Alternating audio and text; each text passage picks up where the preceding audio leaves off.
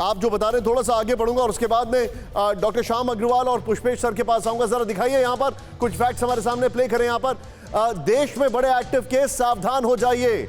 ये देखिए, देश में 23 राज्यों और केंद्र शासित प्रदेशों में एक्टिव केस बढ़ गए, नंबर 1। और पुणे में, यहां पर महाराष्ट्र के पुणे में 14 मार्च तक बढ़ाया गया बैन। पुणे में 14 मार्च तक school, college, private coaching classes बंद। महाराष्ट्र के हिंगोली में 7 मार्च तक लॉकडाउन लगाया गया। हिंगोली में सिर्फ जरूरी सर्विस, पेट्रोल पंप, सरकारी दफ्तर, बैंक खुलेंगे। ओडिशा ने महाराष्ट्र, छत्तीसगढ़, केरल, मध्य प्रदेश और पंजाब से आने वालों के लिए कोरोना टेस्ट अनिवार्य कर दिया है। तमिलनाडु में लॉकडाउन के 31 मार्च तक बढ़ा दिया गया है। तमिलनाडु में चुनाव है, 31 मार्च तक लॉकडाउन बढ़ा दिया गया है।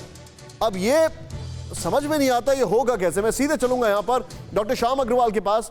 सर देखिए, कोरोना को प्रिडिक्ट कोई नहीं कर सकता और ना ही उसके जो इंपैक्ट होता है, लेकिन सर अभी तक का जो एक्सपीरियंस रहा है, डॉक्टर साहब मैं आपसे ये जानना चाहता हूं कि जिस तेजी से अब ये बढ़ रहा है भारत में, आपको ये कितना बड़ा थ्रेट दिख रहा है और आप इसके नंबर्स कहां तक जाते देख रहे हैं? जैसे अभी करीब 15,000 के आसपास है ओवरऑल भारत में, महाराष्ट्र में 8,000 के आसपास है। आप इसके नंबर्स कहां तक देख रहे हैं और कौन कौन से स्टेट्स को अलर्ट होना चाहिए? आपका एनालिसिस सर।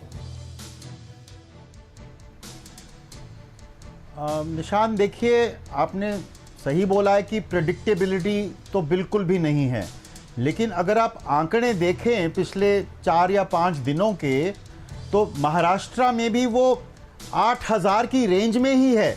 8,000 से बढ़ के 10, 15, 20,000 नहीं हुआ।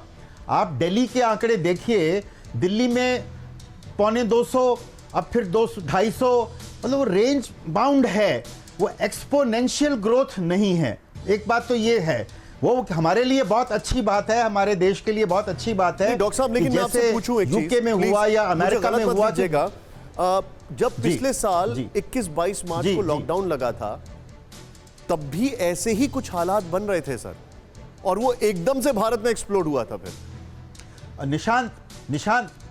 निशान देखिए, पिछले वर्ष में और अब में फर्क है। फर्क ये है कि अब हमारे काफी लोगों के अंदर एंटीबॉडीज भी आ गई हैं। अच्छा। अब जैसे आप दिल्ली का सर्वे लीजिए या ओवरऑल इंडिया का सर्वे लीजिए, तो लगभग दिल्ली में ही 50% लोगों के अंदर एंटीबॉडीज बनी हुई हैं, जो कि कुछ हद तक लोगों को प्रिवेंशन या प्रोटेक्शन देंगी।